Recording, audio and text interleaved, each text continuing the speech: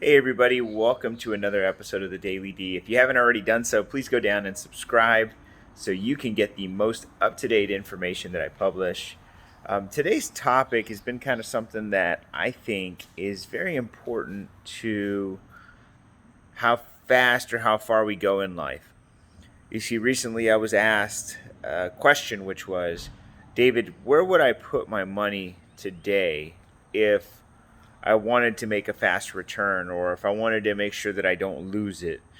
And in that questioning, right, what I said is, oh, okay, well that's a damn good question, but I wish I could answer this directly to you, but it's very hard. I told this person. I said the reason that it's very hard for me to answer this is because if I knew that answer, at least from an investment standpoint, I would be able to answer this for everyone, including myself, and I'd be super wealthy, and I wouldn't worry about money because I would always put it in the right thing, and I would always make money, right?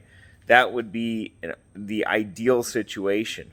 The challenge there being is that that's just not ideal, right? I wish I knew, but I don't. I'm not a genie or a psychic.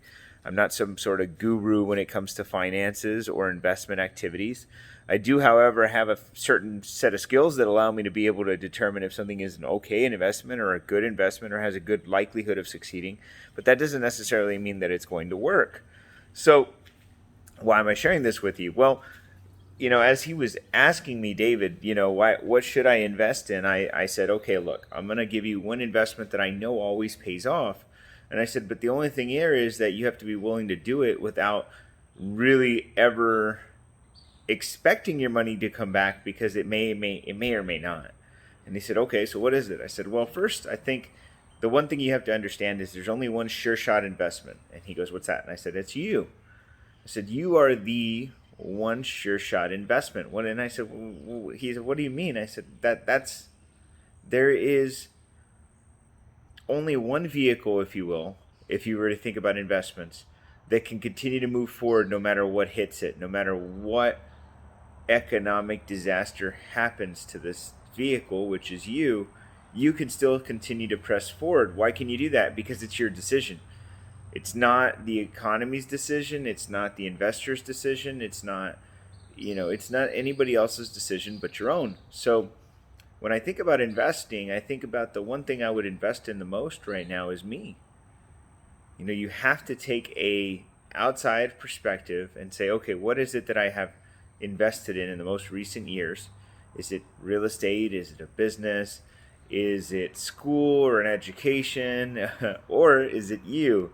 Now, all of those can be kind of broadly used and stroked into you, but really what I mean by you is how much time have you spent in the last, I don't know, 30 days just on you?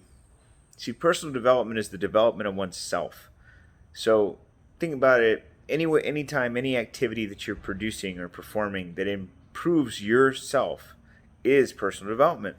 So when I think about personal development, I think health. How many times have you been conscious about what you put in your body?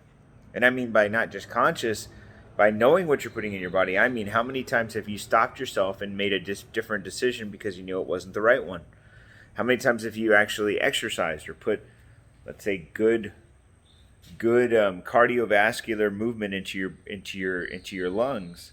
How many times have you gotten up and did something for yourself and not for someone else? You see, if you can't answer that in the last 30 days, then I'll ask you again, how much have you invested in yourself? How many courses have you taken? How many books have you read? How many opportunities have you taken advantage of that you knew for a fact would make you better? And if you have very few of those moments or none at all, then you're not investing in yourself at all. And that's probably the reason why you're not getting the biggest return on your investments. So when I think about investing, I think, okay, what course can I take? What book can I read? What food can I eat? What exercises can I continue or start doing that would make me a better person? Because the better I can be, the more opportunity is attracted to me, the more money is attracted to me, the more resources come to me, the more people are attracted to me, the more people believe in me, because a disciplined person is somebody to be trusted, you see? So when I look at investment activities or vehicles, I would always say the one thing that's always for sure is investing in yourself. Now, before I end this, let me give you some thoughts, okay? So, I started my personal development journey back in 2014 when I was faced with some very, very difficult decisions. And those difficult decisions revolved around a business that I owned at the time and some financial hardships that I put myself in. The economy didn't tank, I did. I put myself in a bad financial situation. And because of that situation, I had some big decisions to make. And those decisions were really related to, do I continue to do business at all? Right? That was the biggest decision. Do I file for bankruptcy? What do I do? And a lot of it came down to me having to make a decision that was more difficult than I've ever made before. And that decision was to continue to pursue what I was pursuing, but I had to scale down. I had to revert back to where I was to get back to where I really should have been in reality, meaning reality sank in and said, you've bitten off too much, more than you can chew. You weren't ready for it.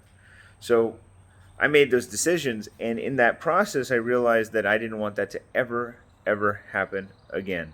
And because I didn't want that to happen again, I decided to make some investments in myself. And that year, I realized that I needed to read more about finance. I needed to learn more about business. But most importantly, I needed to become a better me. And it wasn't the better me for the business. It was the better me for me. And then in turn, it would help my business. And so I made some investments that year in books. My first book was called No Excuses by Brian Tracy. My first seminar was done that year with Mr. Tony Robbins, Anthony Robbins, at the UPW event. My first real, we'll call it epiphany as to where I wanted my life to be or the directions I wanted to take happened that year. And it was all because of, well, deep-rooted pain, really. Because pain motivates me specifically. But more importantly, I realized that I just needed to become a better me. If I wanted to continue on the path, I couldn't do the same things. I couldn't be the same person. I had to be a different man, a different leader, a different son, a different member of the community, a different business owner, in order for me to do my best. And so when I think about personal development, the best vehicle that I have ever invested in was me.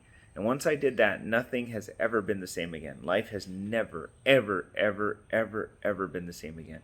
So I encourage you today to think about the last 30 days to see what it is that you have invested in that you would define as personal development. Is it your health? Is it your wealth by savings?